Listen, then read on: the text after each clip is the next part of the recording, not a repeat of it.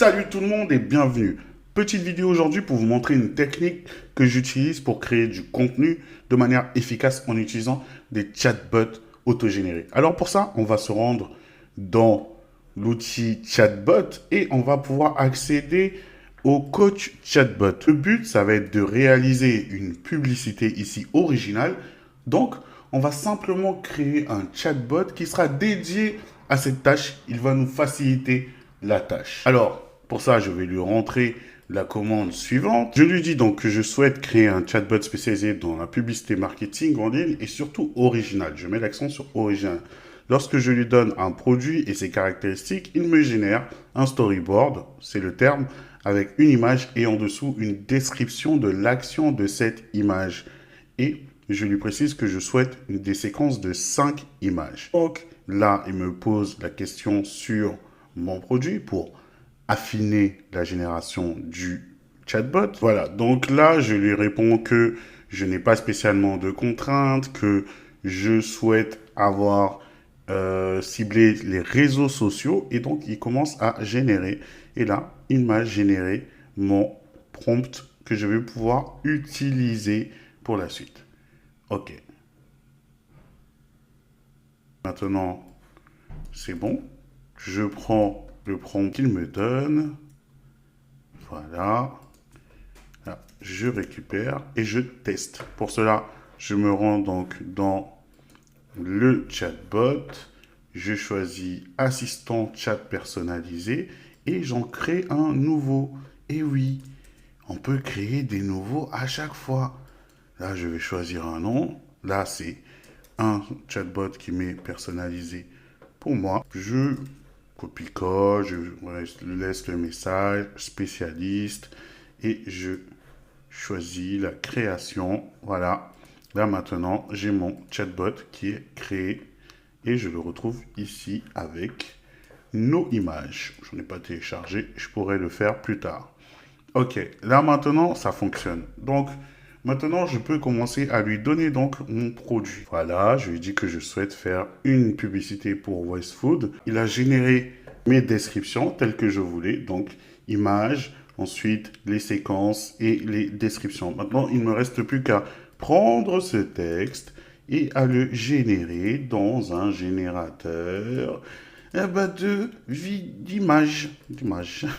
On va générer au format 16 neuvième, en type portrait. Voilà. On génère le tout. Maintenant, une fois que j'ai généré toutes mes images, je vais les animer avec le générateur de vidéos. Ça, voilà. Ça va se faire tranquillement.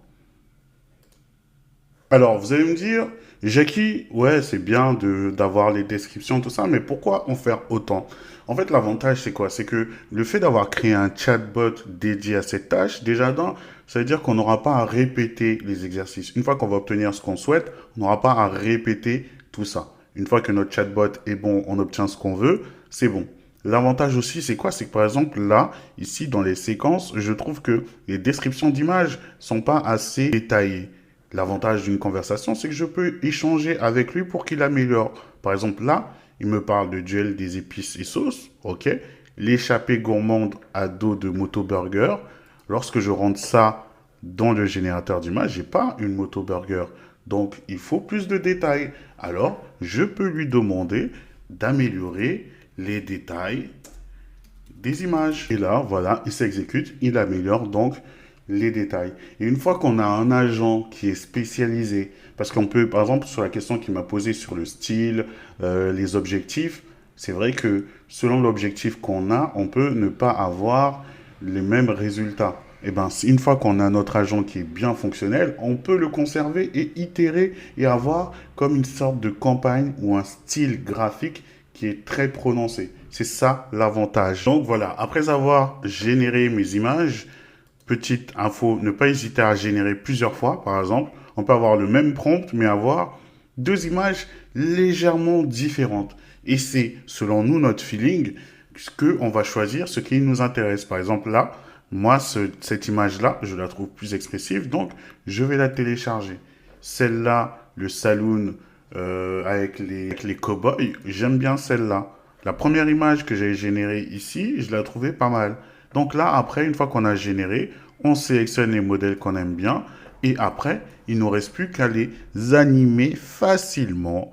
Une fois que j'ai généré donc mes images, il ne me reste plus qu'à récupérer la description de l'action vidéo. Rendez-vous dans l'outil image en vidéo. Je sélectionne mon image. Je rentre la description de la séquence vidéo. Et après, je clique sur créer vidéo. Et là, on voit, c'est en train de processer.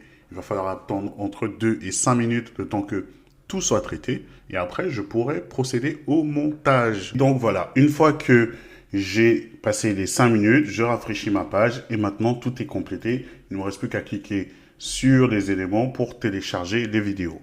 Une fois que j'ai récupéré les vidéos, je les ajoute dans CapCut, sélection, créer un nouveau zone travail vide. Et là, j'upload mes vidéos et elles s'enchaînent toutes. Bien sûr, on peut réarranger et après, il ne reste plus qu'à cliquer et on voit que tout s'anime. Il ne me reste plus qu'aussi à rajouter de la musique, des textes, des fonds, en fonction de la direction créative que je souhaite avoir. Mais après, on est bon. Voilà. Donc, c'était tout pour cette vidéo rapide. J'espère que vous avez apprécié cette technique. N'oubliez pas de vous abonner si ce n'est pas encore le cas. On se retrouve très bientôt. À plus. Ciao.